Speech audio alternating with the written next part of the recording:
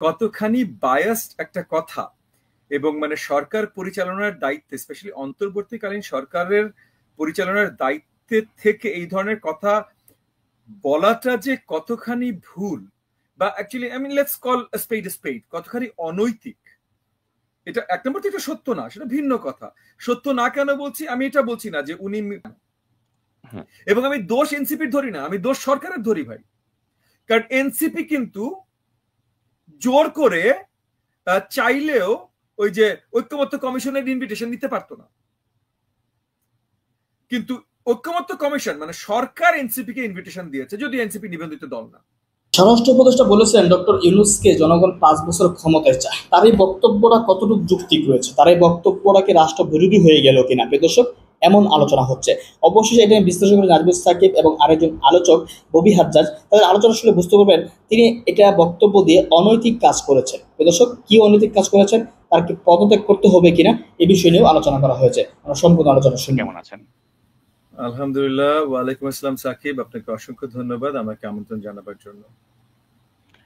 তো জনাব ববি হাজ্জাজ, আজকে যে বিষয়টি আমি একটু আলোচনা শুরু করতে চাই সেটা হচ্ছে ডক্টর ইউনূসের যে সাফল্য সেটাকে যেভাবে প্রজেক্ট করা হচ্ছে সেটা নিয়ে একটু আলোচনা করব। যেমন দেখা যাচ্ছে বলা হলো যে 1,80,000 রোহিঙ্গা তারা নাকি ফেরত যাবে তাদের নিজ দেশে, এভাবে একটা মিডিয়াতে বা অনলাইনে আলাপ ছড়িয়ে দেওয়া হলো। কিন্তু আমরা যখন একটু অ্যানালাইসিস করলাম আমরা দেখলাম যে বাস্তবতাটা ভিন্ন, তাদের ওখানে ফেরত যাওয়ার মতো কোনো পরিস্থিতিই নেই, কিন্তু এটাকে একটা বড় করে ফুলিয়ে ফাঁপিয়ে দেখার প্রচেষ্টা নেওয়া হলো। আবার দেখা যাচ্ছে যে ডোনাল্ড ট্রাম্প তিনি নাকি ডক্টর ইউনূসের অনুরোধের প্রেক্ষিতেই বাংলাদেশের উপর থেকে অতিরিক্ত শুল্ক প্রত্যাহারের ব্যাপারটি কনসিডার করেছেন এবং 90 দিনের জন্য সেটা স্থগিত করেছেন। কিন্তু আমরা জানি যে বাস্তবতা হচ্ছে যে চীন ছাড়া বাকি সবগুলো দেশের থেকেই এটা আগামী 3 মাসের জন্য প্রত্যাহার করা হয়েছে। তো এই যে এখন ডক্টর ইউনূসকে সাফল্য দেখাবার জন্য সামাজিক যোগাযোগ মাধ্যমে যে এই যেভাবে বলা হচ্ছে যে রোহিঙ্গা ফেরত যাচ্ছে তার কৃতিত্বে, বা এই যে শুল্ক প্রত্যাহার হলো তার কৃতিত্বে, এভাবে যে ফুলিয়ে ফাঁপিয়ে তাকে যে একটা অনেক সাফল্য তিনি অ্যাচিভ করে ফেলেছেন দেখাবার একটা প্রচেষ্টা কেউ কেউ নিচ্ছে, এটাকে দেখা যাচ্ছে আবার আমরা তুলনা করতে পারি শেখ হাসিনার সাথে। তিনিও কিন্তু এরকম উন্নয়নের গালগপ্প মেরেছিলেন দীর্ঘ 15.5 বছর ধরে। এখন আমাদের কথা হচ্ছে যে ডক্টর ইউনূসকে তো আমরা অন্য চোখে দেখতে চাই, তিনি আমাদের কাছে একটা বিশ্বনন্দিত ব্যক্তিত্ব, বরেণ্য মানুষ, কিন্তু তাকে এভাবে বড় করে কারা দেখাতে চাচ্ছে, তাদের উদ্দেশ্য কি বলে আপনার মনে হয়? জি, এগেইন সাকিব, আপনাকে অসংখ্য ধন্যবাদ এবং আপনাকে সালাম, সাথে সকল দর্শককে, নাগরিক টিভি সকল দর্শককে সালাম এবং শুভেচ্ছা। এটাতে শুরু করার মধ্যে একটা কথা বলে আমি শুরু করতে চাই যে আজকে আমাদের অন্তর্বর্তীকালীন সরকারের দায়িত্বপ্রাপ্ত মাননীয় স্বরাষ্ট্র উপদেষ্টা একটা কথা বলেছেন যে বাংলাদেশের জনগণ, আমি প্যারাফ্রেজ করছি, হুবহু শব্দ ওয়ার্ড ফর ওয়ার্ড আমার মনে নেই, বাট উনি বেসিক্যালি বলেছেন যে বাংলাদেশের জনগণ ডক্টর ইউনূসের সরকার 5 বছর দেখতে চায়। আচ্ছা, এই যে আপনি লিখেছেন সাধারণ মানুষ চাচ্ছে সরকার যেন আরো 5 বছর থাকে। তো আমি এই কথাটা দিয়ে শুরু করি, কারণ এই কথাটা আসলে কতখানি বায়াসড একটা কথা এবং মানে সরকার পরিচালনার দায়িত্বে, স্পেশালি অন্তর্বর্তীকালীন সরকারের পরিচালনার দায়িত্বে থেকে এই ধরনের কথা বলাটা যে কতখানি ভুল, বা actually I mean let's call spade spade, কতখানি অনৈতিক। এটা এক নম্বর তো এটা সত্য না, সেটা ভিন্ন কথা। সত্য না কেন বলছি, আমি এটা বলছি না যে উনি জানেন এবং আমি জানি না, বা আমি জানি উনি জানেন না এবং বাংলাদেশের জনগণ চায় কিনা, এটা আমি বলছি না। আমি জানি না বাংলাদেশের জনগণ কি চায়, তার জন্য কিন্তু আমি ভোট চাই, যেন আমি জানি বাংলাদেশের জনগণ কি চায়। আমি যেটা বলছি যে এটা সত্য না, কারণ উনিও জানে না বাংলাদেশের জনগণ কি চায়। সো এই যে উনি এই কথাটা বলেছেন, আমি যদি এখন উনাকে সম্মান দেখাতে না চাই তাহলে আমি শক্তভাবে এটাকে মিথ্যাচার বলে অনেক কিছু বলতে পারি। আমি ওনাকে সম্মান দেখাতে চাই, আমি এভাবে বলবো না, হয়তো কথাটা উনি ঠিক বলেননি, এবং হয়তো ওনার যে পজিশন, যে জায়গাটা, দায়িত্বপ্রাপ্ত যে জায়গাটা, সেই দায়িত্বের জায়গা থেকে হয়তো যেটা বলেছেন ওটা নৈতিকভাবেও সঠিক না, অনৈতিক। এইবার আসেন আপনি যে পয়েন্টটা তুলেন, কারণ এটার সাথে এটা সম্পৃক্ত বলে আমি এটা দিয়ে শুরু করলাম, যে আপনি যে পয়েন্টটা তুলেন আসলে অত্যন্ত দুঃখজনক হলেও সত্য যে গত মাস 2 ধরে আমরা দেখছি খুব জোরদার একটা পিআর প্রচেষ্টা চলছে। মানে অন্তর্বর্তীকালীন সরকারের দায়িত্ব নতুন একটা নির্বাচন দেবে বা অন্য কোনো দায়িত্ব যদি থাকে সেটা পরিষ্কার করে সেই দায়িত্ব পালনের কাজ করবে। গত মাস 2 ধরে আমরা দেখছি পরিষ্কারভাবে খুব শক্ত একটা পিআর, মানে একটা প্রপাগান্ডা বা একটা প্রমোশনাল স্ট্র্যাটেজি বাস্তবায়ন করছেন অন্তর্বর্তীকালীন সরকারের ভেতর থেকে, কারণ এটা বাইরে থেকে হবে না। আপনার জন্য আপনার গুণগান অন্য কেউ গেয়ে দেবে না, আপনার ভেতর থেকে আসতে হবে। সো অন্তর্বর্তীকালীন সরকারের ভেতর থেকে এই জিনিসটা আসছে, এটা মোটামুটি পরিষ্কার, মানে এটলিস্ট আমাদের কাছে পরিষ্কার, আমি সেটা বলছি। হ্যাঁ, কারণ তাছাড়া আমরা আসলে সোর্স কিন্তু জানি না যে কারা এই জিনিসগুলো ডিজিটাল মিডিয়াতে এত পয়সা খরচ করে পুশ করছে, এটা আমরা আসলেই জানি না। তবে আমরা ধরেই নিচ্ছি যে আপনারটা আপনি ছাড়া অন্য কেউ তো পুশ করবে না, কারণ অন্য কারো তো লাভ নেই এখানে। তো এই যে আপনি কয়েকটা সুন্দর কথা বললেন, একটা আপনি বললেন রোহিঙ্গা প্রত্যাবর্তন। প্রথমত হলো যে আপনার ন্যাপিডো সরকারের সাথে রোহিঙ্গা প্রত্যাবর্তন নিয়ে অনেক বছরই আমাদের আলোচনা চলছে। এই আলোচনা খুব বেশি সাকসেসের মুখ দেখেনি। আজকে ন্যাপিডো সরকার 1,80,000 বললো না 18 জন বললো, এটা ইররেলেভেন্ট, বিকজ ন্যাপিডো সরকারের রাখাইন প্রভিন্সের উপরে কোনো ক্ষমতা নেই, মানে তাদের কোনো ধরনের কোনো কন্ট্রোলই নেই এই প্রভিন্সের উপরে। সো ন্যাপিডো সরকার যদি বলে যে না 1,80,000 না 18 লাখ আমরা ফেরত নিয়ে নিব, আসে যায় না। তারা যদি বলে 18 জন ফেরত নিয়ে দিব, আসে যায় না, বিকজ ওদের ক্ষমতাই নেই ওই এলাকায়। সো এটা নিয়ে এত বড় প্রচারের কোনো কারণ আমি আসলেই খুঁজে পেলাম না। মানে ওই আরাকান লিবারেশন আর্মি, মানে রাখাইনের যে আরাকানিজ, তারা মোটামুটি আর কি এই জায়গার পুরো দায়িত্বে আছে, তাদের সাথে তো আমরা কোনো আলোচনায় বসিনি। সো তাহলে আমরা আসলে জানি না। সো এটা কেন এত বড়ভাবে প্রচার করা হলো, এটাও আমি জানি না। এরপরে আরো কিছু জিনিস, যেমন মনে করেন চায়না নিয়ে কথা হলো, চায়না নিয়ে বেশ কিছু কথা হয়েছে। একটা হয়েছিল যে চায়না আমাদেরকে বেশিরভাগ অলমোস্ট 100% প্রোডাক্টে ট্যাক্স ফ্রি স্টেটাস দিয়েছে, মানে ট্যারিফ ফ্রি স্টেটাস দিয়েছে, যে আমরা ট্যারিফ ফ্রি ট্যাক্স ফ্রি চায়নাতে যে কোনো প্রোডাক্ট আপনার এক্সপোর্ট করতে পারি।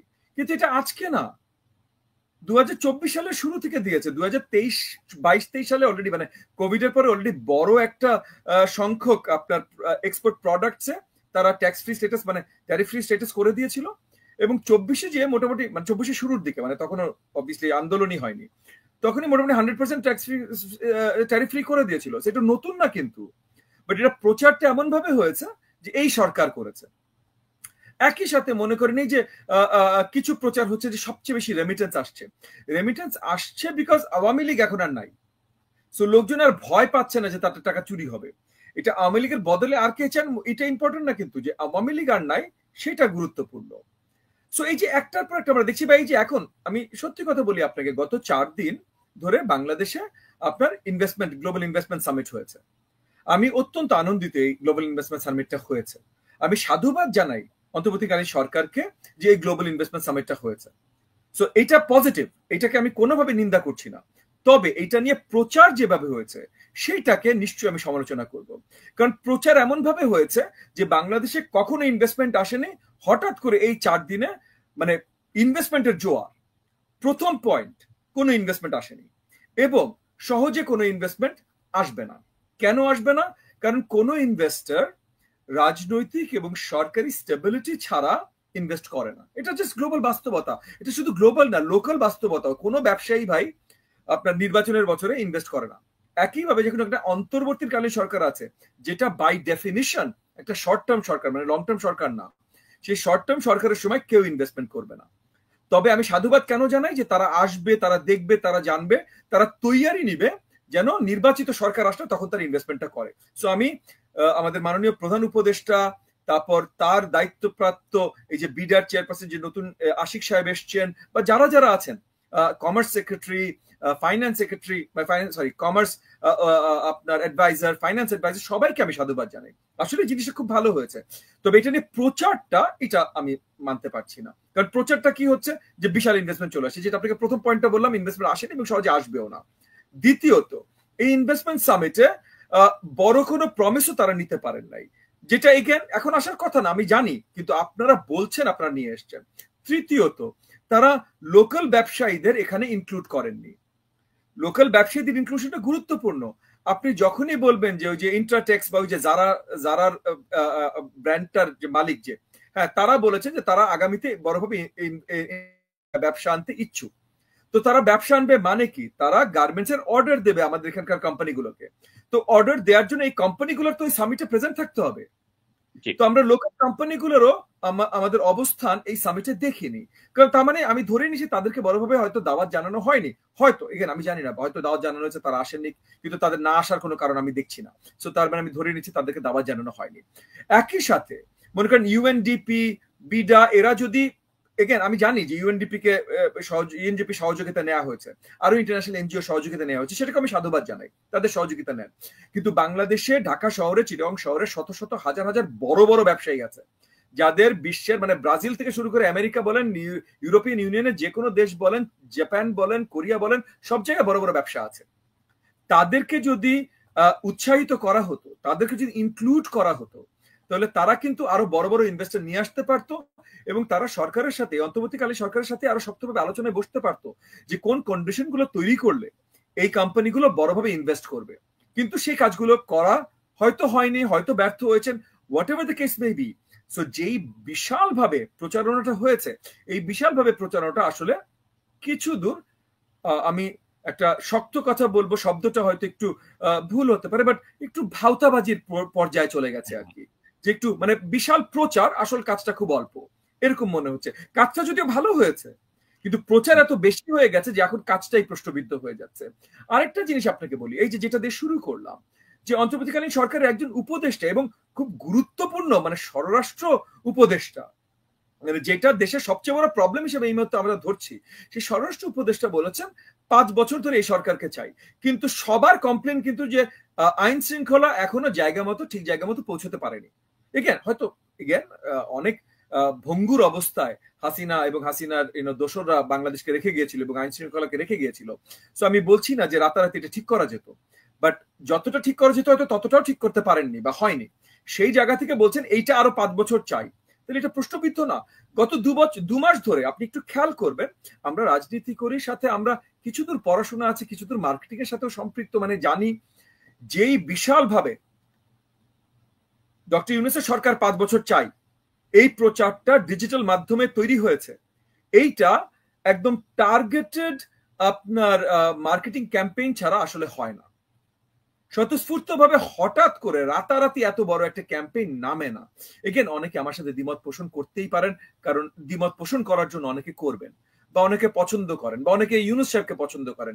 আমি এই জায়গাটাতে অ্যাডিশনাল একটা অ্যাডেমডাম দিচ্ছি, ইউনূস সাহেবকে আমি অনেক বেশি পছন্দ করি বাংলাদেশে, এবং এটা আমি পরিষ্কার করে মানে এটা জানেন, এবং মানে মাননীয় প্রধান উপদেষ্টা ডক্টর মোহাম্মদ ইউনূস উনি নিজে এটা খুব ভালো করে জানেন, এবং তার জন্য উনি আমাকেও ধন্যবাদও জানিয়েছেন। এগেন এমন না যে আমি একা, বাট এরকম যে বাংলাদেশের মাটিতে দাঁড়িয়ে আন্দোলনরত অবস্থায় একদম শুরুতে যারা উনাকে প্রপোজ করেছেন এবং উনাকে অ্যাপ্রোচ করেছেন, যে যখনই হাসিনা পড়বে, তখন আমরা জানতামও না হাসিনা পড়বে, আমি কিন্তু মাননীয় প্রধান উপদেষ্টা ডক্টর মোহাম্মদ ইউনূসকে অ্যাপ্রোচ করেছি এই যে হাসিনা পড়লে যেন উনি দায়িত্ব নেন, এটার জন্য জুলাইয়ের 19 তারিখে আমি ধরেই নিচ্ছি বাংলাদেশের খুব অল্প সংখ্যক মানুষই চিন্তা করেছে হাসিনা আসলে পড়বে।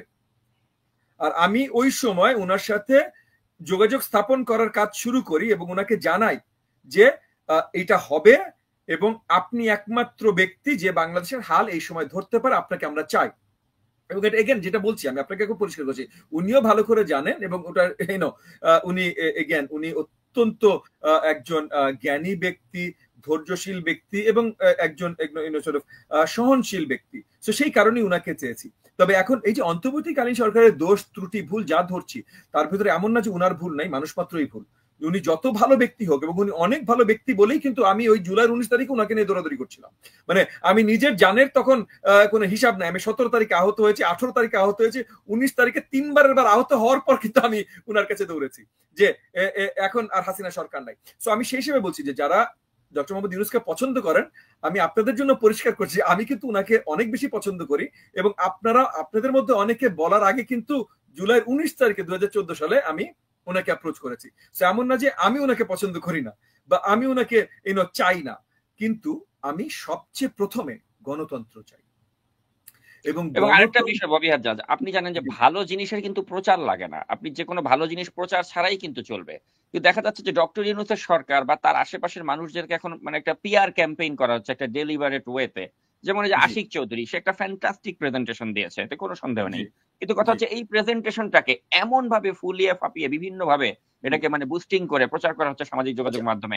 সাকিব আমি ছোট্ট একটা কথা বলি এই জায়গাটায়, সাকিব আমি ছোট্ট একটা কথা বলি, মানে আপনাকে আপনি শেষ করবেন, আমি ছোট্ট একটা কথা বলি। আমাদের দেশে অনেক সময় যেটা হয় যে আপনার মিডিয়াতে বা সোশ্যাল মিডিয়াতে ভালো জিনিস খুব কম দেখানো হয়, তার জন্য যখন একটা নর্মাল জিনিস আমরা দেখি ওটাকে আমরা অনেক ভালো মনে করি।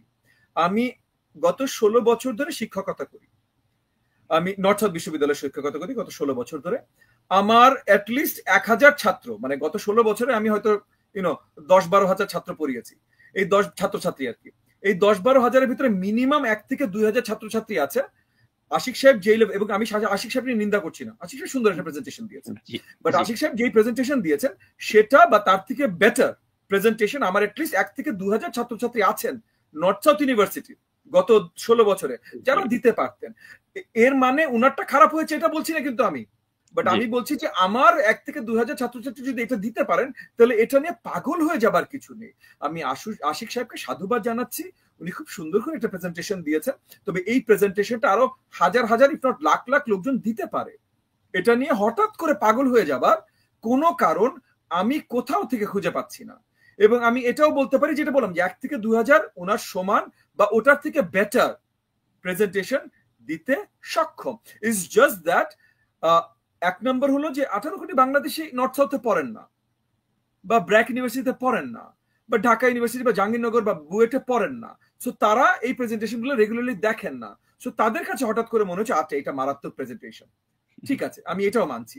দ্বিতীয় হলো অ্যাকচুয়ালি ডেলিবারেট, যেটা আপনিও বলেছেন এবং আমিও প্রথম থেকে বলে আসছি, ডেলিবারেট একটা প্রচার তৈরি করা হয়েছে, একটা প্রমোশনাল স্ট্র্যাটেজির মধ্যে এটা পড়েছে, যেখানে এটাকে অলমোস্ট একটা হিরো ওয়ার্শিপ লেভেলে নিয়ে যাওয়া হয়েছে, যে কিসের সাকিব খান, কিসের শাহরুখ খান, আশিক সাহেবের প্রেজেন্টেশনটা দেখো। এগেন এটা আশিক সাহেবের দোষ না, আশিক সাহেব সুন্দর একটা প্রেজেন্টেশন দিয়েছেন, এবং আসলে মানে আলাদাভাবে যদি জাস্ট প্রেজেন্টেশনের কথা বলেন সুন্দর একটা হাততালি দিব, কারণ আমাদের দেশে ইউজুয়ালি সরকারি পর্যায়ে খুব কম, আমি সরকারি পর্যায়ে কিন্তু এর থেকে বেটার প্রেজেন্টেশন দেখেছি, বাই দ্য ওয়ে বলে রাখছি, কারণ আমরা তো অন এন্ড অফ, মানে হাসিনা সরকারের সময় যে সরকার দেখিনি, হাসিনা সরকারের আগে আমার প্রফেশনাল লাইফ 30 বছরের, হ্যাঁ, সো এই 30 বছরে যে সরকারি প্রেজেন্টেশন আমি দেখিনি তা না, বহুবার দেখেছি। এবং সরকারের ভেতর থেকে বহুত লোক, সরকারি কর্মচারী, হ্যাঁ, অ্যাসিস্ট্যান্ট সেক্রেটারি বা এই লেভেলের লোকজন এইটা বা এর থেকে বেটার প্রেজেন্টেশনও দিয়েছে। কম, এটা সত্যি কথা, কম, বেশি না, কিন্তু দিয়েছে। সো হঠাৎ করে আশিক সাহেব বাংলাদেশের সুপারম্যান, এরকম করে হিরো, এইটা একটু বাড়তি। ওই যারা এর আগেও দিয়েছেন তাদেরকেও যেমন সাধুবাদ জানানো উচিত, আশিক সাহেবকেও সাধুবাদ জানানো উচিত, কিন্তু ব্লোয়িং আউট অফ প্রপোর্শনস তখন মনে হয় যে, তখন মনে হয় না, তখন পরিষ্কার হয় যে ডেলিবারেট একটা শক্ত পিআর স্ট্র্যাটেজি বা একটা ক্যাম্পেইন এখানে পুল করা হচ্ছে। সরি, আপনি প্লিজ শেষ করেন। জি না, আপনি চমৎকার বলেছেন। তো এখন এইটার আলোকে আমি যেটা বলতে চাই যে আপনারা তো মানে গণতন্ত্রের জন্য এত দীর্ঘ সময় ধরে সংগ্রাম করলেন, তো দেখা যাচ্ছে যে আজকাল ওই সেই গণতন্ত্রের যে দাবিটা, অর্থাৎ নির্বাচনের যে দাবি আপনারা করছেন, সেটাকেই কিন্তু কেউ কেউ বাঁকা চোখে দেখাচ্ছে এবং বলা হচ্ছে যে আগে সংস্কার করতে হবে, তারপর হাসিনাকে দেশে এনে ফাঁসি দিতে হবে, তারপরে নির্বাচন দেওয়া হবে, এর আগে নির্বাচনের কথা তারা চিন্তাও করতে যাচ্ছে না, এরকম কথাবার্তাও কিন্তু বলা হচ্ছে। তো যারা আসলে এসব কথা বলছে তাদের মতলবটা কি বলে আপনি মনে করেন? ফার্স্ট এন্ড ফরমোস্ট বেশ কিছু ক্যাটাগরির লোকজন এটা বলছে, এটা মানতে হবে, এটা শুধু একটা ক্যাটাগরির লোকজন বলছে না, আপামর জনগণ বলছে না। আপামর জনগণ কি বলছে এটা আমি জানি না, যেটা সত্যি কথা আমি আপনাকে বলি, যদি আপামর জনগণ এই কথা বলতো এবং আমি জানতাম এই কথা বলতো, তাহলে আমিও হয়তো বলতাম ঠিক আছে নির্বাচন বাদ, কারণ আপামর জনগণ অলরেডি বলে দিয়েছে। আপামর জনগণ কি বলতে চায় এটা জানার জন্যই কিন্তু নির্বাচন। তো আমি যদি অলরেডি জানি আপামর জনগণ কি বলছে, তাহলে টাকা খরচ করার দরকার নেই, নির্বাচন হয়ে গেছে। পয়েন্টটা হলো যে আমরা আসলে জানি না, আমরা অনেক অনেক কথা, যেমন এই যে আজকে স্বরাষ্ট্র উপদেষ্টা বলেছে, যেটার জন্য এটা অত্যন্ত নিন্দনীয়, মানে কি কি ভাষায় নিন্দনীয়, এই ভাষাটা হয়তো নাজমুল সাকিব সাহেব আমার মানে আমার অনুধাবনে নেই, তবে আমি জানি অনেক ইউটিউবাররা আছেন, তারা অনেক ধরনের ভাষা ব্যবহার করতে পারেন, তারা যে রেগুলার ভাষা ব্যবহার করেন সেই ভাষাটা হয়তো এই কথাটার জন্য প্রযোজ্য, কারণ সরকারের দায়িত্বে থেকে এই ধরনের গণতন্ত্র বিরোধী শক্তভাবে একটা কথা বলা। এগেন একটা জিনিস হতে পারে, আমাদের দেশে গণমাধ্যম, নাজমুল সাকিব সাহেব আপনি একসময় গণমাধ্যমের সাথে সম্পৃক্ত ছিলেন, এখনো আপনি গণমাধ্যমের সাথে সম্পৃক্ত, যে দেশের বাইরে থেকে, বাট একসময় আপনি, আমি জানি ইন্ডিপেন্ডেন্ট নিউজ পেপারের সাথে আপনি ছিলেন, কারণ ওই সময় আমিও কলামনিস্ট ছিলাম ইন্ডিপেন্ডেন্টের। তো আপনি গণমাধ্যমের সাথে সম্পৃক্ত, আপনি জানেন যে মাঝে মধ্যে একটু চমকপ্রদ হেডলাইন করতে চায় গণমাধ্যম, হয়তো আসলে একজন একটা কথা একভাবে বলেছেন কিন্তু ওটার একটা অংশ বিশেষ নিয়ে চমকপ্রদ হেডলাইন করার জন্য করছেন। সো আমি আসলে নিন্দাটাও সীমিতভাবে করতে চাই, যদি এরকম হয়ে থাকে যে আসলে স্বরাষ্ট্র উপদেষ্টা এইভাবে বলেন, আমি পুরো নিউজটা তো পড়িনি, আমি শুধু হেডলাইনটাই দেখেছি, সো হতে পারে, তাহলে আমি তাকে আর বেশি নিন্দা না করি। বাট পয়েন্টটা হলো যে যারা বলছেন তাদের ভেতরে কিছু আছেন স্পেসিফিক কিছু রাজনৈতিক দলের লোক, আমি স্পেসিফিক আপনাকে বলে দিই, এনসিপি একটা রাজনৈতিক দল আছে যেটা এখনো লিগালি রাজনৈতিক দল না, ইজেন লিগালি নিবন্ধন হয়নি, যদিও লিগাল নিবন্ধন ছাড়াই তাদের সাথে সরকার প্রত্যেকটা পর্যায়ে বসছে। কেন বসছে আমি বুঝতে পারছি না, কারণ যদি লিগাল নিবন্ধন, লিগাল ম্যাটার্স, সরকারের পর্যায়ে লিগাল ম্যাটার্স, সো লিগাল নিবন্ধন যারা যদি এনসিপির সাথে বসে, তাহলে কালকে সাকিব সাহেব যদি আপনি একটা দল করেন সাকিব পার্টি, তাহলে সাকিব সাহেবের সাথেও তারা, সাকিব পার্টির সাথেও তারা বসতে বাধ্য, কারণ তাছাড়া মানদণ্ডটা কোথায়, ঠিক না? একটা লিগাল মানদণ্ড থাকতে হবে। তো সরকার মানেই কিন্তু লিগাল প্রসিডিওর ফলো করতে হবে। যেমন মনে করেন সরকারের সাথে আমরা এটাও দেখি যে প্রধান উপদেষ্টার প্রেস সচিব যিনি শফিকুল আলম, তাকে দেখা গেল যে যেই মুহূর্তে নাহিদ ইসলাম তিনি আর উপদেষ্টা পদে নেই, ওই মুহূর্তে তাকে নিয়ে তিনি সংবাদ সম্মেলন করছেন পাশে বসিয়ে রেখে। ওটাও তো মানে কোনো অবস্থাতেই তো এটা মেনে নেওয়া যায় না, যে যখন নাহিদ ইসলাম তিনি উপদেষ্টা নেই তখন তার পাশে শফিকুল আলম বসে আছে। আমি মাঝখানে বেশ কিছুদিন দেশে ছিলাম না, মানে বিদেশে অন্য কাজে টাজে ছিলাম, সো এই জিনিসটা আমি দেখিনি, তবে আপনি বলছেন আমি মেনে নিচ্ছি এটা হয়েছে। আর যদি এটা হয়ে থাকে তাহলে আপনার সামনে জানার সাথে সাথে আমি শক্তভাবে নিন্দা জানাচ্ছি, কারণ সরকারি পর্যায়ে কেউ যখন সরকারের পজিশন নিয়ে কথা বলছে, এবং সরকারের প্রেস সচিব, প্রধান উপদেষ্টার প্রেস সচিব মানে সরকারের মেইন মুখপাত্র, তো সরকারের মেইন মুখপাত্র যখন বেসরকারি কাউকে নিয়ে কথা বলছে, এটা কোনোভাবে মেনে নেওয়া সম্ভব না, এটা অত্যন্ত নিন্দনীয়।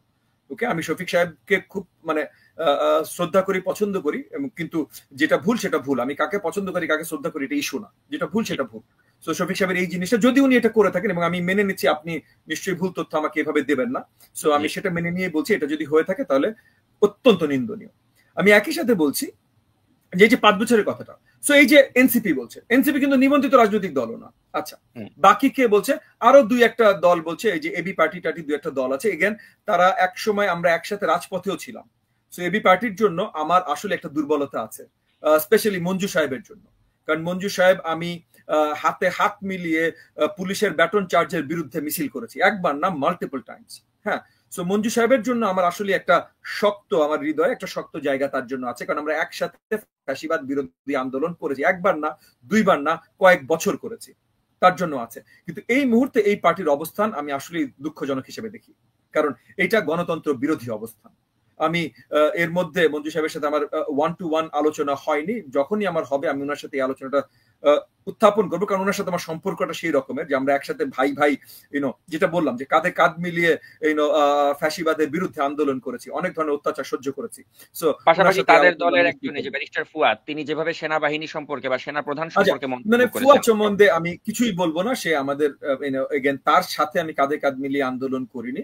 হ্যাঁ, আমি যার সাথে করেছি এবং সে অ্যাকচুয়ালি সভাপতি দলে, সো আমি তার সম্বন্ধেই বলবো যে সে আমার খুবই কাছের একজন মানুষ, আমরা একসাথে আন্দোলন করেছি। তার সাহস নিয়ে, তার দেশের প্রতি ভালোবাসা নিয়ে অ্যাটলিস্ট আমার কাছে এই মুহূর্তে কোনো ধরনের সন্দেহ নাই। এই মুহূর্তে, সামনে যে হয়তো আমরা নতুন কিছু জানতে পারি, বাট এই মুহূর্তে তার সাহস এবং তার দেশপ্রেম, এগেন আমি মুজিবুর রহমান মঞ্জুর কথা বলছি, আমি এবি পার্টির অন্য দ্বিতীয় কোনো লোকের কথা বলছি না। এই ভদ্রলোকের সাহস এবং দেশপ্রেম নিয়ে আমার কাছে অ্যাটলিস্ট কোনো ধরনের সন্দেহ নাই এই মুহূর্তে। সো তার সাথে সামনাসামনি নেক্সট যখনই দেখা হবে তার সাথে এইটুকু আলোচনা আমি নিশ্চয়ই করব।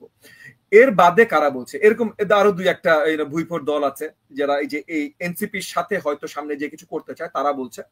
এর বাইরে পুরো একটা পিআর ক্যাম্পেইন চলছে। আপনি খেয়াল করে থাকবেন রোজার মাসের শুরুর দিকে হঠাৎ করে ডিজিটাল মিডিয়া পুরো ছেয়ে গেল 5 বছর ইউনূস সরকার, হঠাৎ করে।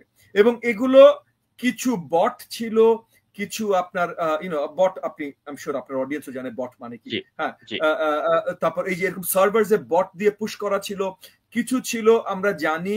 দেখেন নাজমুল সাকিব সাহেব, আমি মাঝখানে শুনেছিলাম আপনি বোধহয় মার্কেটিং জগতের সাথে জড়িত ছিলেন, আমি ঠিক শিওর না এটা আমি ঠিক শিওর ছিলাম কিনা যে আপনার হয়তো মানে ব্র্যান্ডিং বা অ্যাড এজেন্সি টাইপের কিছুর সাথে আপনি কাজ করেছেন বা কিছু, হতে পারে ভুল, আমি জানি না। বাট যদি করে থাকেন তাহলে আপনি নিশ্চয়ই এটা পরিষ্কার ভাবে জানেন যে অনেকেই, অনেক ইনফ্লুয়েন্সাররা, সেটা সোশ্যাল মিডিয়া ইনফ্লুয়েন্সার হোক আর রিয়েল লাইফ ইনফ্লুয়েন্সার হোক, তারা কিন্তু একটা পেমেন্টের মাধ্যমে তারা আপনার হয়ে কথা বলতে রাজি, অনেক কিছু পুশ করতে রাজি, অনেক এজেন্ডা পুশ করতে রাজি।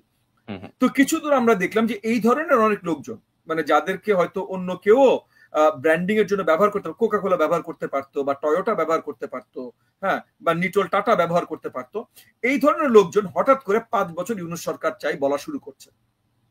তখনও কিন্তু পরিষ্কার হয়ে যায় যে এরা কোন ভাষায় কথা বলে। এগেন আমি আর বেশি দূর টানতে চাই না জিনিসটা, বাট খুব শক্তভাবে একটা স্ট্রং পেইড পিআর ক্যাম্পেইন শুরু হয়েছে 5 বছর ইউনূস সরকার চাই। এখন প্রশ্নটা আসতে পারে, যেটা আপনি একটা বলেছিলেন যে এটা কারা করছে। দেখেন, সাকিব, নাজমুস সাকিবকে সরকার প্রধান চাই, এইটা নাজমুস সাকিবের বাইরে যে কে করবে? হতেই পারে যে নাগরিক টিভির লোকজন করতে পারে, যে মানে সাকিব ভাই চাক আর না চাক, নাগরিক মানে সাকিব ভাই যদি হয় তাহলে নাগরিক টিভি সবার লাভ। সো সাকিব ভাই যদি নাও করে, নাজমুস সাকিব যদি নাও করে, নাগরিক টিভির লোকজনই এই কাজটা করছে, এর বাইরে কেউ করছে না ভাই। জি। সো মাননীয় প্রধান উপদেষ্টা, এগেন ওনার প্রতি আমার কতখানি আসতে, এটা আমি বলে দিলাম যে আমি 3 দিন টানা আহত হওয়ার পর আমি উনার পিছে দৌড়েছি, তো কতখানি আসতে এটা ধরে নেন। সো উনাকে আমি ডিরেক্ট এখন দোষারোপ করছি না, করবো না, কিন্তু উনি থাকলে এই যে অন্তর্বর্তীকালীন সরকারের সাথে জড়িত অনেকে আছেন যারা হয়তো তাদের জায়গায় বহাল থাকেন। অনেকগুলো রাজনৈতিক দল আছে, এনসিপি শুদ্ধ, আমি বলছি আপনাকে পরিষ্কার বলছি যে এনসিপি এই মুহূর্তে নির্বাচনে কয়টা সিট জিতবে আমি জানি না, আসলে জানি না। জিততে পারে, হতেই পারে, জনগণ কাকে ভোট দিবে এটা তো ভাই আমরা বলতে পারি না, বলেই তো ভোটটা চাই আমরা, ঠিক না? সো এনসিপি যদি জিতে খুব ভালো, কিন্তু আমার কাছে কেন যেন মনে হয় যে এনসিপি কনফিডেন্ট না এনসিপি জিতবে, এটা আমার কাছে মনে হয়। আমি যদি কনফিডেন্ট না হয়ে আমি জিতবো, এবং এই মুহূর্তে সরকার যদি আমার অনুকূলে থাকে, তাহলে আমি তো এই সরকার চলে যাক এটা চাইবো না। চাইবো বলেন?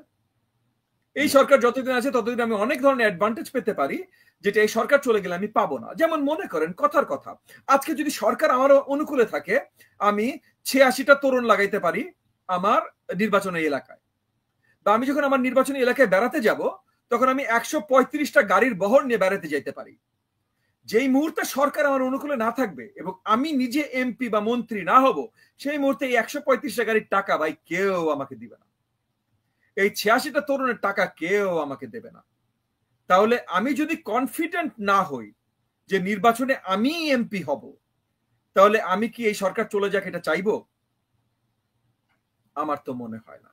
সো এই জায়গা থেকে যারা অন্তর্বর্তীকালীন সরকারের কাছে আছেন বা কিছুভাবে সম্পৃক্ত আছেন, তারাই এই কাজটা করছেন, এই প্রচারের কাজটা করছেন, ছেয়ে দিচ্ছেন প্রচার দিয়ে। এখন এই প্রচারের বিরুদ্ধে আমি একটু কথা বলি, কারণ এই প্রচারটা অনেক দূর কার্যকরী হয়েছে, আমি পুরোপুরি মানছি এই প্রচারটা অনেকে কার্যকরী হয়েছে। কারণ আমাকে বাংলাদেশের সুশীল সমাজ বলবো না, ঢাকা শিক্ষিত শহুরে সমাজ বা শিক্ষিত আপার মিডল ক্লাস বা আপার ক্লাস শহুরে সমাজ অনেকে এই কথাটা বলছেন যে 5 বছর ইউনূস সরকার চাই। কেন? কারণ ইউনূস সরকার থাকলে রিফর্মস হবে, দেশের উন্নয়ন হবে। প্রবলেম কয়েকটা, একটা হলো যে 8 মাস তো ছিল, কতদূর রিফর্ম হলো, এইটার একটা প্রপার রিবাটাল আছে। 8 মাসে কতখানি রিফর্ম সম্ভব, আরো সময় দরকার, এটা আমি মানতে রাজি আছি, এটা অ্যাকচুয়ালি আমি মানতে রাজি আছি। একই সাথে যদি বলেন যে 8 মাসে হয় নাই, ঠিক আছে, আগামীতে যে হবে কারণ আমরা করব, আপনারা কি রিফর্ম করবেন? তাহলে একটা প্রশ্ন চলে আসে, ঠিক না? মানে রিফর্মটা কি করবেন? রিফর্ম তো অনেক কিছু বলা যায়। রিফর্মটা আমি এখন 2 বছর বয়সে বাচ্চাদের ভোটের অধিকার দিয়ে দিতে পারি, এটাও তো রিফর্ম। এটা ভালো রিফর্ম না খারাপ রিফর্ম? মোর ইম্পর্টেন্টলি এটা জনগণ চায় কি চায় না। সো জনগণ কোন রিফর্মটা চায় এইটা জেনে তো রিফর্ম করতে হবে। আমি বলতেই পারি যে আমি অনেক পড়াশোনা করেছি এবং আমি করেছি ভাই, এগেন আমি গত 20 বছর ধরে আমি একাডেমিক, আমার প্রচুর রিসার্চ পাবলিকেশন আছে, প্রচুর পড়াশোনা আছে, ঠিক আছে, আমার থেকে আরো বেশি আরো অনেক লোকজনের আছে।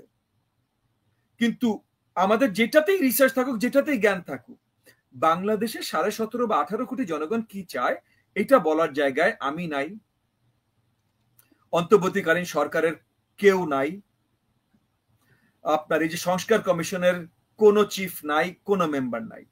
এটা জানতে হইলে একমাত্র ওই 18 কোটি জনগণের কাছেই যাইতে হবে। তো এই 18 কোটি জনগণ কি চায় এই গল্প করে আমরা যদি বলি যে তাদের কি দরকার এটা আমরা জানি, নির্বাচন হবে না, তাদের কাছ থেকে শুনতে হবে না, আমরা ডিসাইড করব, তাহলে এইটা আমার চোখে বিশাল অন্যায়। তো এখন আমি একটু এই প্রশ্নটাকে আবার অন্যভাবে একটু করতে চাই যে যদি রাজনৈতিক দলগুলো স্বল্প সংস্কার প্রক্রিয়ায় একমত হয় তাহলে ডিসেম্বরে নির্বাচন হতে পারে, একথা কিন্তু দুদিন আগেই পুনর্ব্যক্ত করেছেন ডক্টর ইউনূস, এবং তিনি যুক্তরাজ্যের বাণিজ্য দূত রোজি উইন্টারটন তার সাথে যখন তিনি সাক্ষাৎ করলেন তখন তিনি কিন্তু এই কথাটা বললেন। কিন্তু কারো কারো মতে ডক্টর ইউনূসের আশেপাশের যে লোকগুলো রয়েছেন তারা অনেকেই কিন্তু চাচ্ছে না যে তিনি আসলে এই ক্ষমতাটা ছেড়ে দেন, তারা চাচ্ছে যে তিনি এটাকে আরো প্রলং করুন। কারণ তিনি ক্ষমতায় থাকলেই তাদের ধান্দাবাজিটা সহজ হবে। তো এই যে যে ধান্দাবাজ বা চাটুকার শ্রেণী ডক্টর ইউনূসকে ঘিরে রেখেছে, তারা তাকে একটা পাগলা ঘোড়ার মধ্যে উঠিয়ে দিয়েছে এবং সেখান থেকে তাকে তারা নামতে দিতে যাচ্ছে না, এটা আমার কাছে মনে হয়। আপনি কি মনে করেন? জি, আমি এটা দুইভাবে এটা আপনার বিশ্লেষণ করব।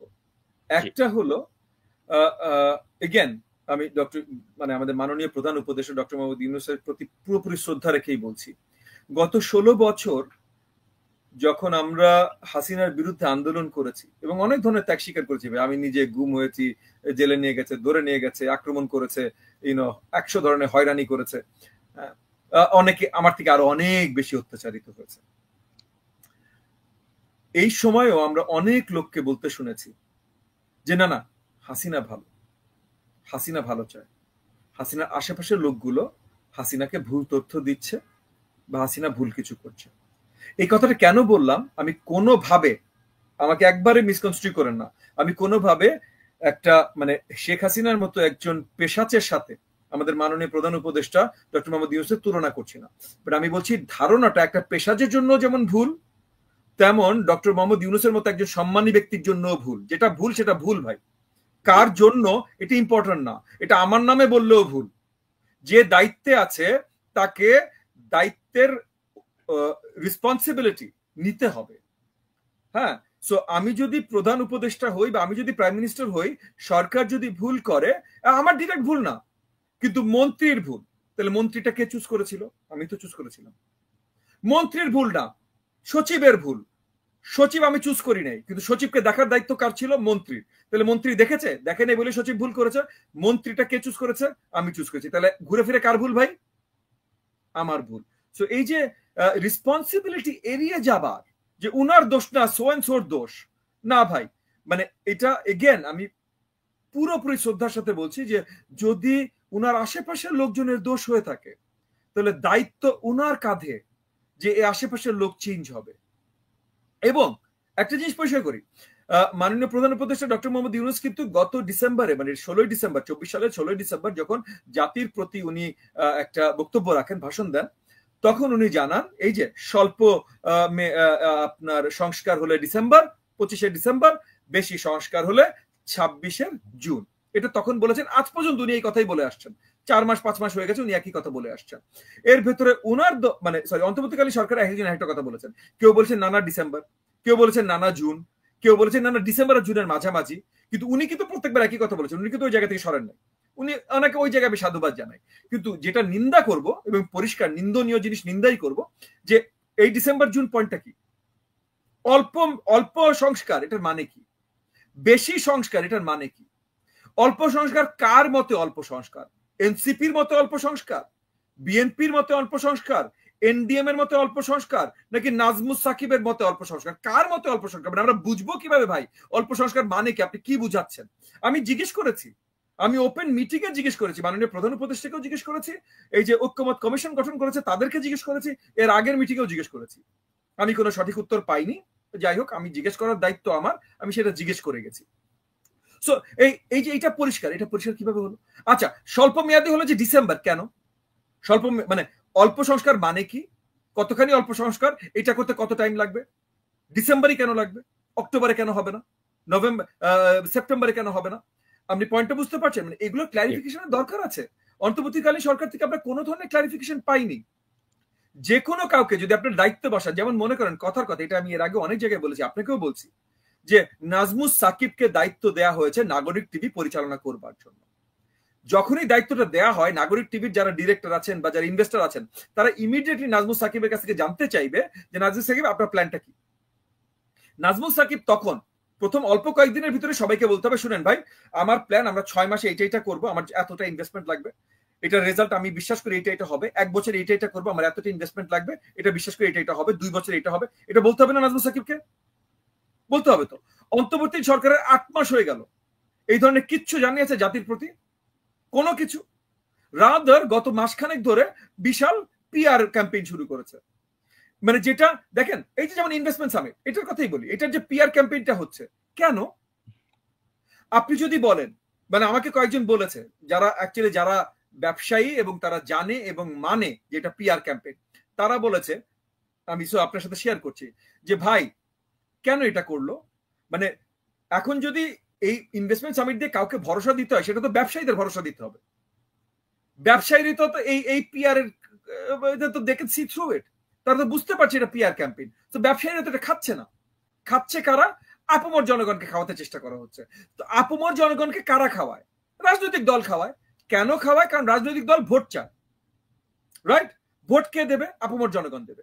তো রাজনৈতিক দল এই পিআর ক্যাম্পেইন গুলো করতে বাধ্য ভোটের রাজনীতির জন্য। তাইলে ইন্টারিম সরকার কেন এটা করছে? একমাত্র হয়তো একটা এক্সপ্লেনেশন হতে পারে, তারা ভোটের রাজনীতিতে যেতে চায়।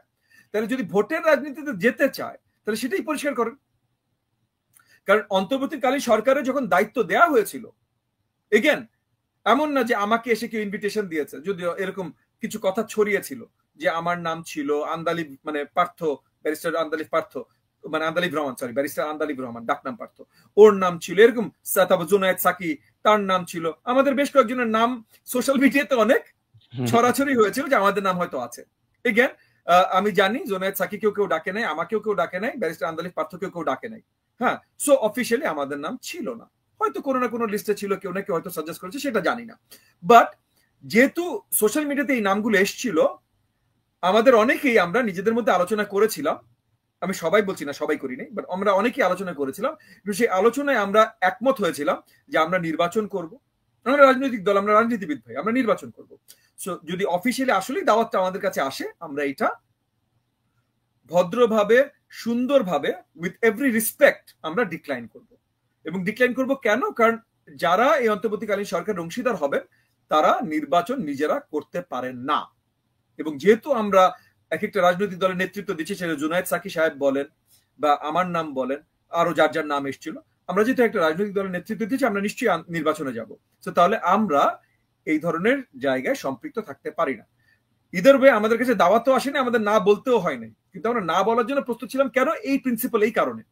আজকে আমরা প্রবলেমটা দেখছি কি, যে অলরেডি নাহিদ সরকারের থেকে বেরিয়ে এসছে।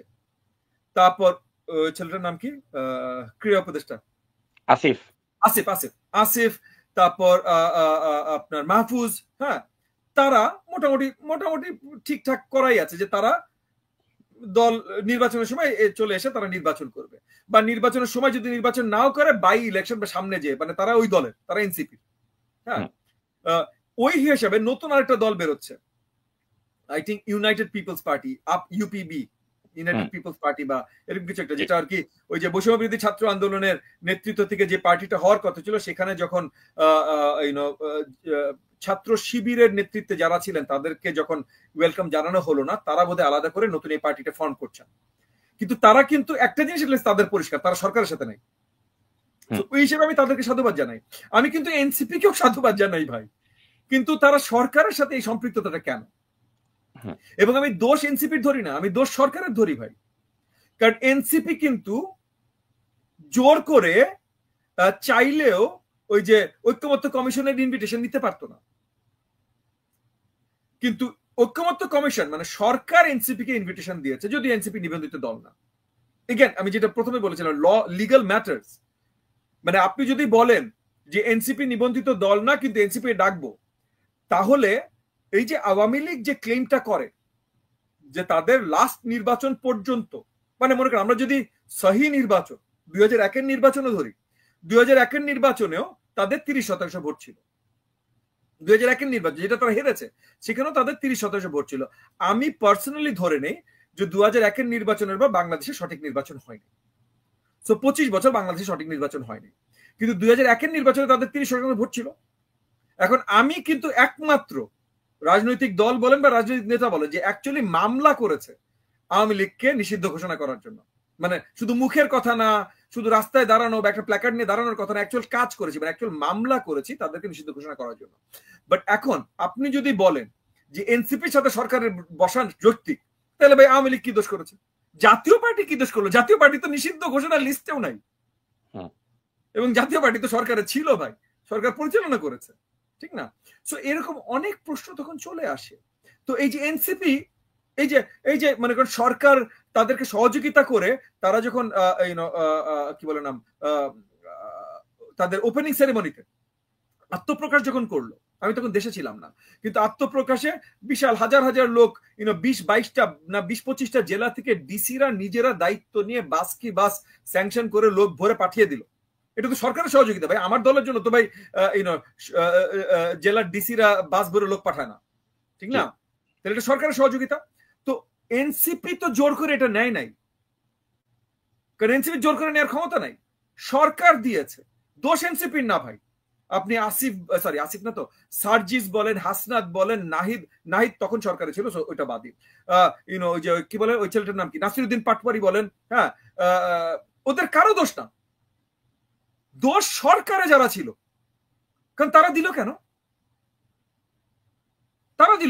আজকে যদি আমাকে দেয় ভাই একটা লেভেলের পর, আমি নিজেই হয়তো না করব না, আচ্ছা দিচ্ছেন তাহলে নিব না কেন ভাই, প্লিজ দেন। কিন্তু যে দিচ্ছে দোষটা তো তার, কারণ সে নিজেরটা দিত। আজকে মনে করেন কথার কথা, আকিজ বশির গ্রুপ এনসিপি কে 1 কোটি টাকা অনুদান দেয়, আমার কিচ্ছু আসে যায় না, আকিজ বশির গ্রুপ দিয়েছে। কিন্তু যেই মুহূর্তে সরকার দেয়, সেটা ভাই আমাদের টাকা, সেটা জনগণের টাকা। সরকারকে এই ধরনের ফাজলামি করার জন্য বসানো হয় নাই।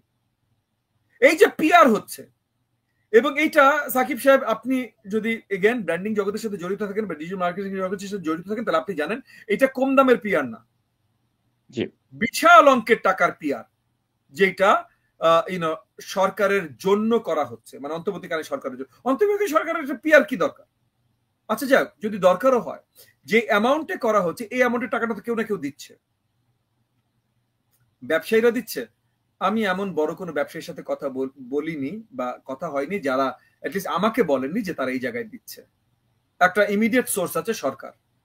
ওই যে যেমন ডিসিরা গাড়ি দিয়ে পাঠিয়েছে, এটা তো ব্যবসায়ীদের টাকা না, সরকারি টাকা ভাই, হ্যাঁ, বাস দিয়ে পাঠিয়েছে, ওরকম সরকারি টাকা। যদি সরকারি টাকা হয়ে থাকে ভাই, আপনি আমার টাকা নিয়ে, মানে জনগণের টাকা নিয়ে আপনি একটা ব্যবস্থা তৈরি করতে চেষ্টা করছেন, যেখানে আপনি জনগণের অধিকার খর্ব করার কাজ করছেন। গণতন্ত্র মানে নির্বাচন পিছানো বা নির্বাচন না দেয়াই তো জনগণের ভোটের অধিকার খর্ব করা। এইটার জন্য যদি আপনি কাজ করেন, তাহলে ভাই একটা পয়েন্টে যে আমার আর প্রমাণেরও দরকার নেই, আমি আপনার বিরুদ্ধে দাঁড়াতে বাধ্য হব। আমি চাই না আপনার বিরুদ্ধে দাঁড়াতে, এবং যখন আপনি বলছেন, আমি অন্তর্বর্তীকালীন সরকারের কথা বলছি, আমি চাই না আপনার বিরুদ্ধে দাঁড়াতে। আমি চাই, কারণ অন্তর্বর্তীকালীন সরকার আমাদের অনেক ছোট প্রচেষ্টার পরেই সরকারটা এসছে, অনেক আশার আলো নিয়ে, অনেক আশার আলো নিয়ে এসছে যে তারা একটা সঠিক নির্বাচন দেবে।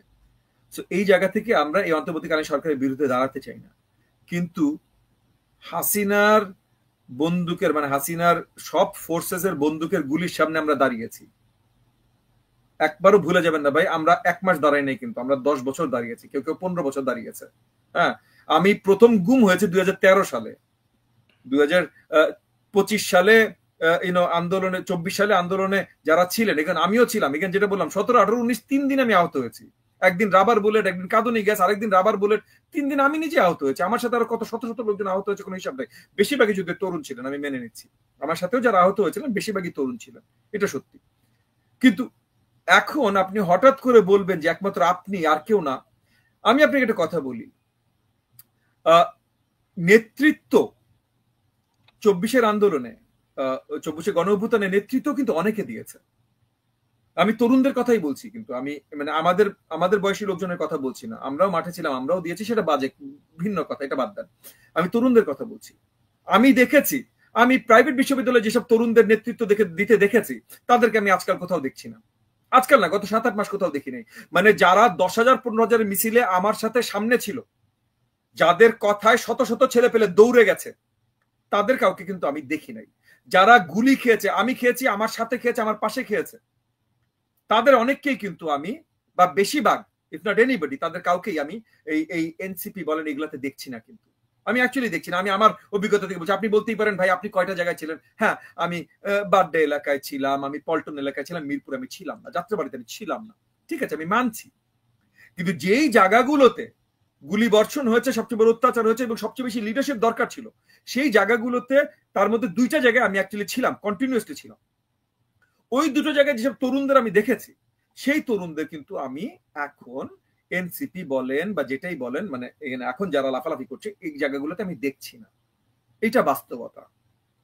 আপনি আমাকে বলতে চান যে 17 জুলাই যেখানে ঢাকা ইউনিভার্সিটি খালি হওয়ার সাথে সাথে আন্দোলন শেষ হয়ে গেল, তারপর 18 জুলাই যখন প্রাইভেট ইউনিভার্সিটি, কলেজ, মাদ্রাসা, স্কুল এরা যখন নেমে আবার নতুন আন্দোলন শুরু করলো, যেটা আসল আন্দোলন, যে আন্দোলনটা আসলে বাস্তবায়ন হয়েছে, ওই 18 জুলাই আন্দোলনে একটা নেতার চেহারাও আমি দেখি নাই গত 7-8 মাসে, আমি দেখি নাই ভাই। এবং আমি এমনও দেখেছি যে ওই 18, 19, 20 ওই যে সময় আমি নিজেও আহত হয়েছি, ওই আন্দোলনে যে অনেক নেতা অনেক ছিল, এর মধ্যে 2-1 জনকে আমি ঢাকা বিশ্ববিদ্যালয়ের ক্যাম্পাসে হেনস্থ হতেও দেখেছি গত কয়েক মাসে।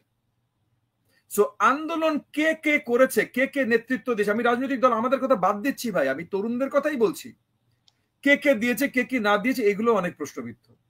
যাক, এটা বাদ দিলাম, এগুলো ইররেলেভেন্ট, আসলে কথায় কথায় চলে এসছে, বাট আমাদের আলোচনার জন্য আজকে irrelevant. What is relevant is যে আমরা চাই জনগণের অধিকার।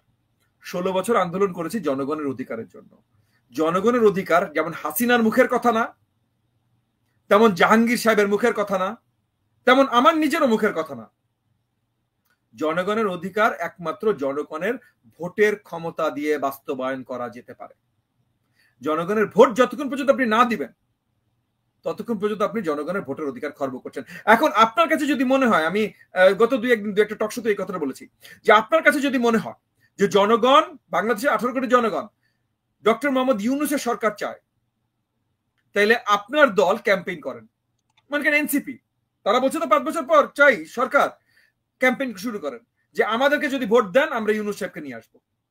এবি পার্টি, আরেকটা পার্টি ওই যে ক্যাম্পেইন করছে 5 বছর ইউনূস সরকার, আপনারা ক্যাম্পেইন করেন যে আমাদেরকে যদি ভোট দেন আমরা ইউনূস সাহেবকে নিয়ে আসবো। দেখি জনগণ আপনাদের ভোট দেয় কিনা। যদি ভোট দেয় তখন আপনাদের দায়িত্ব থাকবে ইউনূস সাহেবকে আবার নিয়ে আসা, কোনো অসুবিধা নেই। কিন্তু জনগণের কাছে যে শুনতে হবে। র্যান্ডম আপনি বলবেন এইটা মাইনে নিলে, তবে হাসিনার কথাই মেনে নিতাম। 16 বছর এত অত্যাচারিত হইতো না ভাই। এবং অনেকে অনেক গল্প করতে পারে, আজকে এই পার্টি ওই পার্টি, এই ছেলে ওই ছেলে, এই মেয়ে ওই মেয়ে, অনেক গল্প করতে পারে ভাই। 13 সালে যখন আমাকে গুম করা হয়, আমাকে উঠিয়ে নিয়ে এক সাইডে যেমন অত্যাচার, আর এক সাইডে এমপি মন্ত্রী সব ধরনের লোভ আমাকে দেখানো হয়েছে, সব ধরনের। আমরা নেই নাই ভাই। সো আজকে হঠাৎ করে একটা তরুণ এসে একটা কথা বলে দিল, বা নতুন একটা রাজনৈতিক দলের লোক এসে একটা কথা বলে দিল, ঠিক আছে আমি আপনাকে দোষারোপ করছি না, আপনি বলতেই পারেন, আপনার পুরো অধিকার আছে, কিন্তু জনগণের অধিকার ফার্স্ট এন্ড ফরমোস্ট। জনগণকে ভোট দিতে দেন। আপনি বলেন এবি পার্টি সাপোজ ক্যাম্পেইন করতে চায়, বলুক যে আমাদেরকে ভোট দেন, এই যে আমাদের 300 সিটে এতগুলা, আমাদেরকে ভোট দেন, আমরা প্রেসিডেন্সিয়াল ফর্ম অফ গভর্নমেন্ট করবো পার্লামেন্টে যে, এবং এই প্রেসিডেন্ট হিসেবে আমরা প্রথম ডক্টর মোহাম্মদ ইউনূসকে নিয়ে আসবো। করেন, জনগণ যদি চায় আপনাদেরকে ভোট দিবে, কোনো অসুবিধা নাই ভাই, আমি নিজে হাততালি দিব। কারণ গণতান্ত্রিক প্রসেস, গণতান্ত্রিক প্রসেসের জন্য 16 বছর আন্দোলন করেছি, আত্মত্যাগ করেছি, এখনো করব। গণতান্ত্রিক প্রসেসে যদি ডক্টর মোহাম্মদ ইউনূস আসে, তাহলে আমি ভাই অনেকের থেকে আমি বেশি খুশি হব, কারণ সবচেয়ে খারাপ অবস্থায় ডক্টর ইউনূসের পিছে আমি দৌড়েছি। জনগণ যদি ওনাকে চুজ করে নিয়ে আসে, অনেকের থেকে বেশি খুশি আমি হব, বাট জনগণের চুজ করতে হবে।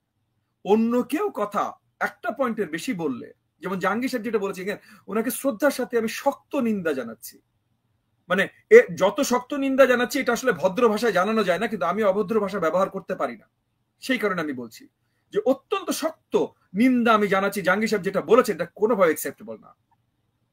এবং এইটা মানে আগামীতে যখন জাহাঙ্গীর সাহেবের এত সেন্সিটিভ একটা দায়িত্বে উনি না থাকবেন, এখন উনি একটা সেন্সিটিভ দায়িত্ব আছেন, তো ওনাকে বেশি প্রশ্নবিদ্ধ করা আসলে দেশের অবস্থাকেও কিছু দূর হালকা করা হয়। আইন শৃঙ্খলা বাহিনী, হোম মিনিস্টারের দায়িত্বে আছেন উনি, সো ওনাকে আমি বেশি প্রশ্নবিদ্ধ করবো না। বাট যখন উনি এরকম সেন্সিটিভ দায়িত্বে থাকবেন না, তখন আমি আসলে হয়তো আবার পুনরাবৃত্তি করব যে কি চিন্তা করে এই ধরনের একটা দায়িত্বরত পজিশনে থেকে এই ধরনের দায়িত্বহীনতার একটা পরিচয় দেওয়ার মতো একটা কথা উনি বললেন। এবং এরকম অনেক অনেক লোকজন বলছেন। এই জিনিসগুলোর উত্তর কোনো না কোনো সময় কাউকে না কাউকে দিতে হবে ভাই। ধন্যবাদ অভিয়াজাজ। এখন আরেকটা বিষয় আপনার দৃষ্টি আকর্ষণ করতে চাই। ভারত সে দেশের বিমানবন্দর এবং সমুদ্র বন্দর দিয়ে তৃতীয় দেশে বাংলাদেশের পণ্য রপ্তানির ট্রান্সশিপমেন্ট যে সুবিধা সেটা প্রত্যাহার করেছে। এবং আপনি জানেন যে ডক্টর ইউনূসের সাথে নরেন্দ্র মোদীর একটা বৈঠক হয়েছে, তারপর তিনি 7 সিস্টার্স নিয়ে তিনি একটা কমেন্ট করেছেন, সেটারও একটা মানে ইম্প্যাক্ট বা একটা এটার একটা মানে ফলেই হয়তো ভারতের ধরনের একটা সিদ্ধান্ত নিয়েছে। তো এখন আপনার কি মনে হয় না যে এই যে ট্রান্সশিপমেন্টের যে সুবিধা এটা যে ভারত প্রত্যাহার করলো, এর ফলে কিন্তু ভারত দেখিয়ে দিল যে তারা কিন্তু আসলে এই সরকারটিকে আস্থায় নিতে পারছে না, এবং তারা কিন্তু বারে বারই বলছে যে বাংলাদেশ যদি একটা গণতান্ত্রিক সরকার আসে তখন তার সাথে তারা আলাপ আলোচনা করবে। কিন্তু এই সরকারকে যে তারা কোনোভাবেই সহ্য করতে পারছে না, এটা কিন্তু তাদের অ্যাটিটিউডে বা তাদের অ্যাকশনস থেকে কিন্তু আমরা বুঝতে পারছি। কিন্তু তারপরেও যখন বলা হচ্ছে যে এই সরকার আরো 5 বছর ক্ষমতায় থাকবে, তখন সেক্ষেত্রে এই যে ভারতের সাথে আমাদের যে সম্পর্কের একটা অবনতি হয়েছে, এটা কোন পর্যায়ে যেতে পারে, বা এটাতে at the end of the day আমাদের দেশের জন্য এটা কত একটা অশনি সংকেত হতে পারে, আপনি কি মনে করেন? এটা কয়েকভাবে আমি বিশ্লেষণ করব। এগেন, একটা হলো যে ভারত শুধু না, এখানে এই যে পিআর ক্যাম্পেইন অনেক ধরনের ভুল তথ্য জনগণকে দিয়ে বেড়াচ্ছে, বাট শুধু ভারত না, প্রত্যেকটা দেশ, প্রত্যেকটা গুরুত্বপূর্ণ দেশ, ইউরোপিয়ান ইউনিয়নের সকল দেশ, European union as an unit, যুক্তরাষ্ট্র, যুক্তরাজ্য, চায়না, রাশিয়া, ভারত, প্রত্যেকটা দেশ একই কথা বলেছে। তারা বাংলাদেশের সাথে সম্পর্ক নিয়ে নেক্সট মাত্রায় আলোচনা করবেন নির্বাচিত সরকার আসার পর, তার আগে করবেন না। প্রত্যেকটা দেশে কথা বলেছে। কিন্তু এই যে মাননীয় প্রধান উপদেষ্টা চায়না সফর নিয়ে এত লাফালাফি হলো, এবং এগেন এটা ভালো, মানে মাননীয় প্রধান উপদেষ্টাকেও আমি শ্রদ্ধা জানাই, এই এই সফরটাও ইতিবাচক ছিল, সব ভালো ছিল। কিন্তু এটা নিয়ে প্রচার কিছু দূর এগেন এক্সাজারেটেড প্রচার হয়েছে, কারণ চায়না সরকার পরিষ্কার করেছে যে নতুন মাত্রায় সম্পর্ক তারা তৈরি করবেন না নির্বাচিত সরকার আসার আগে। এর মধ্যে উনি আলোচনা করবেন, এবং তারা আসলে আরো শক্ত, মানে এর আগের সরকারের সাথে যতটা শক্ত সম্পর্ক ছিল তার থেকে বেশি শক্ত সম্পর্ক তারা বাংলাদেশের সাথে চান, এটা তারা ব্যক্ত করেছেন।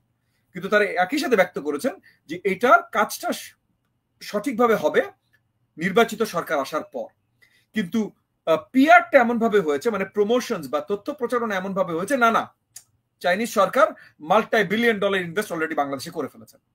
কিছু দূর আর কি আমি বলবো, হয়তো ওই এর আগের আওয়ামী সরকার যেভাবে কিছু দূর প্রচার প্রচারণার উপরে নজর বেশি দিতেন বাস্তবিক কাজের থেকে, কিছু দূর এই ধরনের কিছু জিনিসপত্র আমরা দেখছি, এটা অত্যন্ত দুঃখজনক। এনিওয়ে, তো যেটা বলছিলাম, এখন নতুন মাত্রায় ভারতের সাথে সম্পর্ক নির্বাচিত সরকার ছাড়া হবে না, অন্য কোনো সরকারের সাথে হবে না। মোদি সাহেবের সাথে মাননীয় প্রধান উপদেষ্টার মিটিংটা আমি ইতিবাচক হিসেবে দেখছি। আমি তখন মানে প্রথমে বলেছি ইতিবাচক, যে আসলে ভারত আমাদের সাথে অনেক অন্যায় করেছে, ভারতীয় সরকার আমাদের দেশের সাথে অনেক অন্যায় করেছে, স্পেশালি গত 16 বছর। কিন্তু এখানে এটাও ভুলে গেলে চলবে না যে অন্যায়টা করতে পেরেছে আমাদের দেশের সরকারের কারণে, অন্যায়টা করতে পেরেছে হাসিনা সরকারের কারণে, আমাদের দেশের সরকারের কারণে। দোষ শুধু ওদের একা তা না, আমাদেরও দোষ ছিল, ঠিক আছে। সো এগেন, তবে আমাদের চারদিকে ভারত ঘেরা, আমাদের ট্রেড বলেন, সিকিউরিটি বলেন, সবকিছুর জন্য ভারত গুরুত্বপূর্ণ, ভারতের জন্য কিন্তু আমরা গুরুত্বপূর্ণ। সো সেই জায়গা থেকে আমাদের একটা ভালো সম্পর্ক তৈরি করতে চেষ্টা করাটা উচিত, এবং সেই আঙ্গিকে মাননীয় প্রধান উপদেষ্টা এবং ভারতের প্রধানমন্ত্রী নরেন্দ্র মোদী সাহেবের সাথে এই যে আলোচনাটা আমি খুবই ইতিবাচক হিসেবে দেখি। এই যে ট্রান্সশিপমেন্টটা ক্যান্সেল হয়ে গেল, এইখানে সাকিব সাহেব যেটা হয় যে এই ধরনের জিনিসগুলো যখন হয়, এটা হঠাৎ রাতারাতি হয় না, এটা ওভারটাইম একটা প্রসেসের মাধ্যমে হয়। তার মানে এই প্রসেসটা শুরু হয়ে গেছিল মোদি সাহেব এবং আপনার প্রধান উপদেষ্টা ইউনূস সাহেবের মিটিং এর আগে। হ্যাঁ, আপনি কি মনে করেন যে সেভেন সিস্টার্স নিয়ে তার যে বক্তব্য সেটার কারণে এটা হতে পারে? সেভেন সিস্টার্স নিয়ে সে যে বক্তব্যটা দিয়েছেন, এটা আসলে এটা সঠিক করেননি। মানে আপনার আন্তর্জাতিক সম্পর্কর যে যে নর্মস আছে, এটা কিছু দূর বাইরে যে করেছেন, এটা আসলে করাটা হয়তো উচিত হয়নি। এগেন, ভারত থেকে আমাদের সম্বন্ধে অনেক উল্টোপাল্টা কথা হয়। হ্যাঁ, ভারতের সরকারের অনেক গুরুত্বপূর্ণ ব্যক্তিত্ব বাংলাদেশ সম্বন্ধে অনেক আলট পালট কথা বলে। সো সেই আঙ্গিকে বাংলাদেশ থেকে অনেকে বলতেই পারে যে আমাদের প্রধান উপদেষ্টা তাহলে বলতে পারে। তবে ওরা যে বলে না যে কুকুর কামড় দিলে কি আমি কুকুরকে কামড় দিব, সো নিজের একটা পরিচয় দিতে হবে। তো সো মাননীয় প্রধান উপদেষ্টা থেকে আসলে আমরা এই ধরনের কমেন্ট আশা করিনি, ঠিক আছে, কিন্তু এটা হয়ে গেছে, ফাইন। কিন্তু এই অন্তর্বর্তীকালীন সরকারের সাথে এমনিও ভারতের সম্পর্ক খুব তাড়াতাড়ি উন্নয়ন হবে বা অন্য কোনো দেশের সাথে বড় উন্নতি হবে সম্পর্কের, এটা আসলে বাস্তবিক না। কারণ প্রত্যেকটা দেশ পরিষ্কার করে দিয়েছে যে নির্বাচনের পরই সম্পর্ক হবে। তবে অনেক দেশের অনেক নেতার সাথে যেহেতু মাননীয় প্রধান উপদেষ্টার অনেক পুরাতন ভালো সম্পর্ক আছে, যেমন আমাদের ইউএন সেক্রেটারি জেনারেলের সাথেও পুরনো সম্পর্ক আছে, সো সেটার জন্য ওই পার্সোনাল সম্পর্কের পিআরটা হবে, সেই পিআরটা প্রচারও আজকাল অনেক হচ্ছে। তবে একদিকে ভারতের এই যে ট্রান্সশিপমেন্ট যে ক্যান্সেল করেছে, এইটাও আমি ইতিবাচক ভাবে দেখি। আমি আপনাকে পরিচয় করি কেন। অল্প সময়ের জন্য আমাদের ঝামেলা হবে, নেপাল ভুটান থেকে আমরা কিছু দূর কাট অফ হয়ে গেছি অল্প সময়ের জন্য, কিন্তু এখন আমাদের নতুন একটা অপরচুনিটি তৈরি হয়েছে যে বাইল্যাটারাল মানে দ্বিপাক্ষিক চুক্তির বদলে মাল্টাইল্যাট্রাল মানে অনেকগুলো দেশ নিয়ে চুক্তি করার একটা জায়গায় আমরা এসেছি। মানে আমার আপনার চুক্তি অলরেডি আছে, এর মধ্যে তৃতীয় পক্ষ আমি ঢুকানো মুশকিল। আমার আপনার চুক্তি বাতিল হয়ে গেছে, কিন্তু জিনিসটা এখন আপনারও দরকার, আমারও দরকার, এবং আরো দুইজন আছে তাদেরও দরকার। তাহলে এখন আমি চারজনকে নিয়ে নতুন চুক্তি করতে পারি, মাল্টাইল্যাট্রাল ট্রিটি। এই যে বিবিআইএন বলেন বা বিমস্টেক বলেন, এগুলো বা এরকম এক একটা স্ট্রাকচারে এখন আমরা মাল্টাইল্যাট্রাল ট্রান্সশিপমেন্ট ট্রিটি করতে পারি। এইটার নতুন অপরচুনিটি খুলেছে। এখন এটা আমরা কতদূর ব্যবহার করতে পারবো সেটা আমি জানি না, তবে আমার কাছে মনে হয় এই যে বলে না যে প্রত্যেকটা রাতের পর একটা দিন আসে, so every cloud has a silver lining. So এই যে ট্রান্সশিপমেন্টটা বাতিলের সিলভার লাইনিং হলো যে এই বাইল্যাট্রাল ট্রিটি থেকে এখন আমরা মাল্টাইল্যাট্রাল ট্রিটিতে যাবার একটা সম্ভাবনা, সুন্দর সম্ভাবনা দেখতে পাচ্ছি। সো এই হিসাবে আমি এইটাকেও পজিটিভলি দেখছি এই মুহূর্তে। ধন্যবাদ। তো আমরা অনুষ্ঠানের শেষ প্রান্তে চলে এসেছি। তো শেষ করার আগে একটা বিষয় একটু আপনার দৃষ্টি আকর্ষণ করতে চাই। আমরা দেখতে পাচ্ছি যে সামাজিক যোগাযোগ মাধ্যম এটা কিন্তু আগামী নির্বাচনের ক্ষেত্রে একটা বড় ভূমিকা রাখতে পারে বলে মনে হচ্ছে। আবার দেখা যাচ্ছে যে সম্প্রতি আমরা যেটা দেখতে পেলাম যে বিএনপির অত্যন্ত সিনিয়র একজন নেতা মির্জা আব্বাস, তাকে নিয়ে সোশ্যাল মিডিয়াতে একটা বিতর্কের ঝড় উঠলো বা ওঠানো হলো। আবার উনিও দেখা গেল যে সেই ঝড়ে তিনি পার্টিসিপেট করলেন এবং তিনি পাল্টা একটা সংবাদ সম্মেলন ডাকলেন। তো এর ফলে একটা পাল্টাপাল্টি একটা বিষোদ্গার হলো। তো এখন এই যে দেখা যাচ্ছে যে সোশ্যাল মিডিয়াতে যারা অধিক জনপ্রিয় ইনফ্লুয়েন্সার যারা রয়েছেন কেউ কেউ, তারা তাদের একটা ইনফ্লুয়েন্সটাকে কাজে লাগিয়ে তারা এমন কিছু ন্যারেটিভ তারা এস্টাবলিশ করার চেষ্টা করছেন যেটা কিন্তু আসলে তাদের ব্যক্তিগত স্বার্থ চরিতার্থ করলেও at the end of the day সেটা কিন্তু দেশ বা জাতির জন্য ভালো কিছু বয়ে আনতে পারবে বলে মনে হয় না। এখন এই যে তারা তাদের ন্যারেটিভ এস্টাবলিশ করার জন্য দেখা যাচ্ছে একদিন মির্জা আব্বাসকে টার্গেট করছে, একদিন অমুক কাউকে টার্গেট, এভাবে XYZ যে কাউকে তারা করতে পারে এবং করে কিন্তু তাকে একদম সামাজিক ভাবে রাজনৈতিক ভাবে কিন্তু তাকে অপদস্থ করতে পারে। তো আমি আপনাকে জানতে চাই যে আসলে এই যে সামাজিক যোগাযোগ মাধ্যমকে ব্যবহার করে যে কাউকে একেবারে ওই যে খেয়ে ফেলার একটা প্রবণতা দেখা যাচ্ছে, এটা আসলে শেষ পর্যন্ত কতটুকু সফল হতে পারে বলে আপনি মনে করেন, নাকি আপনি মনে করেন যে রাজনৈতিক মাঠ আর এই সামাজিক যোগাযোগ মাধ্যমে দুটো আসলে সম্পূর্ণ বিপরীতমুখী জিনিস, বা এটার কোনো আসলে সেই অর্থে কোনো ইম্প্যাক্ট থাকবে না শেষ পর্যন্ত? আপনি কি মনে করেন? না, আমি পুরোপুরি ভাবে বিশ্বাস করি যে সামাজিক যোগাযোগ মাধ্যমের বিশাল ইম্প্যাক্ট আছে রাজনৈতিক মাঠে, বিশাল ইম্প্যাক্ট আছে। দেখেন এই যে মনে করেন আপনি নাগরিক টিভি, আপনারা যেটার again one of the premier voices আপনি নিজে নাজমুল সাকিব, নাগরিক টিভি বা এই যে পিনাকি সাহেব আছেন বা ইলিয়াস সাহেব, এরকম অনেকে 8-10 জন আছেন, হ্যাঁ, চ্যানেল আছেন বা ব্যক্তি আছেন যারা আমাদেরকে অতপ্রুতভাবে সহযোগিতা করেছেন গত 5-7 বছর বা 4-5 বছর এই আওয়ামী ফ্যাসিবাদের বিরুদ্ধে আন্দোলনে।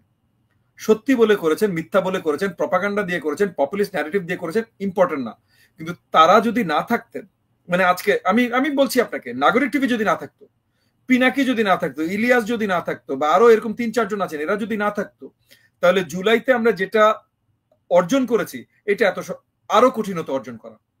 হয়তো তাও করতাম, কিন্তু আরো কঠিন হতো অর্জন করা। সো এদের সবার একটা বড় ভূমিকা আছে। এই ভূমিকার মাধ্যমেই প্রমাণ হয়ে যায় যে রাজনীতিতে এদের ইম্প্যাক্ট আছে, এটা সত্যি কথা। এখন নেক্সট পয়েন্টে আসি, যে আমাদের সবার একটা লেভেলে পার্সোনাল এজেন্ডাও আছে। এই যে যেমন অনেকগুলো দল ছিল যখন আমরা আওয়ামী লীগ বিরোধী আন্দোলনে ছিলাম, একত্রিত ছিলাম, আজকে আমরা অনেকেই হয়তো বিভিন্ন ধারায় চলে যাওয়া শুরু করেছি। কেন? কারণ তখন আমাদের ইউনাইটিং ফ্যাক্টরটা ছিল যে দেশকে আওয়ামী ফ্যাসিবাদ মুক্ত করো, তারপর আমি একটা জিনিস চাই, আরেকজন আরেকটা জিনিস চাই, কেউ ভালো জিনিস চাই, কেউ খারাপ জিনিস চায়, বা অনেকে সবাই এই মনে করেন আমি আরো 2 জন আছি, 3 জনই ভালো জিনিস চাই, কিন্তু আমরা ভালো কি সেটা ভিন্ন ভিন্ন জিনিস মনে করি, তাহলে আমরা আর একসাথে থাকতে পারছি না। সেরকম অনেক বিভেদ সৃষ্টি হয়, সেটা হয়েছে। এবং আজকে যে এই যে হাসিনার বিরোধী আন্দোলনে এই যে এই বিদেশি গণমাধ্যম মানে সোশ্যাল মিডিয়া সম্পৃক্ত যে গণমাধ্যম কর্মীরা আছেন বা ব্লগাররা আছেন, তারা যে ইম্প্যাক্টটা রেখেছিলেন, তারা এখন আবার অনেক একজন এক এক দিকে চলে যাচ্ছেন, একজন এক এক দিকে সাপোর্ট করছেন এবং অনেকে আক্রমণও করছেন। এখন ম্যাচিওর রাজনীতির জায়গা থেকে যদি আমি কথা বলি, যেমন আমি শুনেছি 2-1 জন আমাকেও আক্রমণ করেছেন, ম্যাচিওর রাজনীতির জায়গা থেকে যদি আমরা কথা বলি, তাহলে হয়তো সব আক্রমণে বা সব আলোচনায় পা দেওয়ার আমাদের দরকার নেই।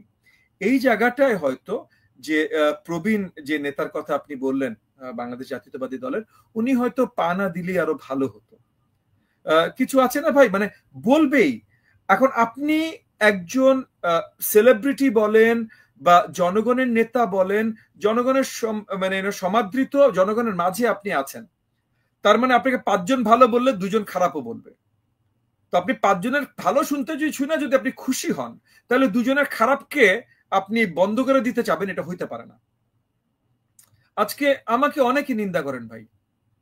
কিছুদিন আগে, মানে আজ থেকে 7-8 মাস আগে আমি দেখতাম সোশ্যাল মিডিয়াতে এমন কোনো গালি নাই নো কালার আমাকে দিত না, মানে গত অনেক বছর ধরেই, বাট 27 মাস আগ পর্যন্ত এমন কোনো গালি নেই নো কালার আমাকে দিত না। আমার সোশ্যাল মিডিয়া, আমি সোশ্যাল মিডিয়াতে আসলে যাই না, আমি সোশ্যাল মিডিয়া কি শুধু বিমুখ। হ্যাঁ, সো আমার সোশ্যাল মিডিয়া পেজেস গুলো যারা হ্যান্ডেল করেন তারা আমাকে মাঝে মধ্যেই জানাতেন যে স্যার এত হাজার গালি ডিলিট করতে হয়েছে, এটা এবং এটা মোটামুটি তারাও আমাকে রিপোর্ট করতে যে এর মধ্যে আমরা র্যান্ডম স্যাম্পলিং 200টা করেছি, 200টার মধ্যে 198টাই ছিল হাসিনার সাথে ছবি বা কারোর সাথে ছবি, সো তারা আওয়ামী লীগের, আমরা জানি, ওই টাইপের একটা রিপোর্ট পেতাম আমি। এখন যেটা হয়েছে যে অনেকে যারা এনসিপি কে সাপোর্ট করে বা যারা অন্তর্বর্তীকালীন সরকারের সাথে সম্পৃক্ত বা অন্তর্বর্তীকালীন সরকারকে আসলে 5 বছর দেখতে চায়, তারা আমাকে মন্দ বলছে বা এরকম কিছু বলছে। হাসিনার লোকের মতো এত খারাপ গালি হয়তো দিচ্ছে না, বাট সমালোচনা করছে বা নিন্দা করছে, এবং নিন্দা করতে পারে, তাদের পুরো অধিকার আছে ভাই। আমার যেমন অধিকার আছে অন্তর্বর্তীকালীন সরকারকে নিন্দা করা বা অন্য কোনো দল বা অন্য কোনো কারোর মতামতকে নিন্দা করা, তেমন তাদের অধিকার আছে আমাকে নিন্দা করা, করতেই পারে। প্রত্যেকটা জায়গায় আমার পা দিতে হবে। আজকে যদি কথার কথা অন্তর্বর্তীকালীন সরকারের ভিতর থেকে কেউ আমার সম্বন্ধে বাজে কোনো কথা বলে, নিন্দা করলে, মানে যদি সমালোচনা করে, তাহলে নিশ্চয়ই এই সমালোচনার উত্তর আমি দিতে চেষ্টা করব যে এটা হয়তো ভুল সমালোচনা, আমি যুক্তি দেখাতে চেষ্টা করব। বাট যে যদি র্যান্ডম জাস্ট গালি দেয়, তাহলে এই গালির উত্তর তো আমার দেওয়ার দরকার নাই ভাই। ওই যে প্রথমে যে কথা বললাম যে কুকুর আমারে কামড় দিলে যে আমার কুকুরকে কামড় দিতে হবে তা তো না। তো এখানে ম্যাচুরিটির একটা ব্যাপার আছে। তবে জনাব মির্জা আব্বাস সম্বন্ধে এইটুকু কথা আমি বলতে পারি যে ওনার অনেক বয়স হয়েছে, ওনারা বয়স থেকে শুরু করে যত চড়াও উতরাও দেখেছেন, যত অত্যাচার সহ্য করেছেন, একটা পয়েন্টের পর হয়তো ওনাদের মেন্টাল লেভেলও নেই আর অনেক সহিংসীলতা দেখানোর, হয়তো ওনাদের মেন্টাল লেভেল নাই, ফাইন। কিন্তু তবুও আমাদের এক্সপেকটেশন থাকবে যে রাজনৈতিক নেতৃত্ব দিতে আমাদের যারা দাঁড়াবেন তারা সবসময় চেষ্টা করবেন ওই ধরনের পেশেন্স। দর্শক আলোচনা শুনে বুঝতে পেরেছেন যে আসলে তিনি অনৈতিক বলেছেন। তিনি কিন্তু বলেন না যে আমরা থাকবো, তিনি বলেছেন জনগণ বলে। এখন জনগণ বলে এমন একটা কথা যে সরকারে থাকা কেউ বলে, তাহলে এটা কি অনৈতিক হয়ে যাবে? আমার আসলে ব্যক্তিগতভাবে অনৈতিক মনে হয়। এটা বলতেই পারেন তিনি। এটা বলার মাধ্যমে তাদের নিজেদের সফলতা জনগণের কাছে পৌঁছে দেওয়া এবং তারা যে জনগণের কাছে ভালো আছে এখনো, এটা জনগণের কাছে পৌঁছে দেওয়া, এটা তো খারাপের কিছু না। কেন বিগত এর আগে এমন কোন সরকারকে তো কেউ বলেনি আমরা আপনাকে এমনিতে 5 বছর চাই। বলেছে সাধারণ মানুষ, বলেছে তাদের গুন্ডা পান্ডা ভাড়া করা কিছু, তাদের সুবিধাভোগী কিছু মানুষ তারা বলেছে। তো তাদের বলা আর সাধারণ জনগণ বলা তো এক নয়। ডক্টর ইউনূসকে তো সাধারণ জনগণ বলছে, সাধারণ মানুষ বলছে, খেটে খাওয়া মানুষ বলছে আপনি থাকেন, আপনাকে দরকার আছে দেশ উন্নয়নশীল হতে। মানুষ এখন উন্নয়ন বুঝে, মানুষ এখন বিশ্ব চিনে, বিশ্ব বুঝে, মানুষ এখন বাংলাদেশের ভিতরে সীমাবদ্ধ নেই। তো ডক্টর ইউনূসকে সরকারকে যদি 5 বছরের চায়, এতে এত জ্বালা পোড়া হওয়ার কি আছে?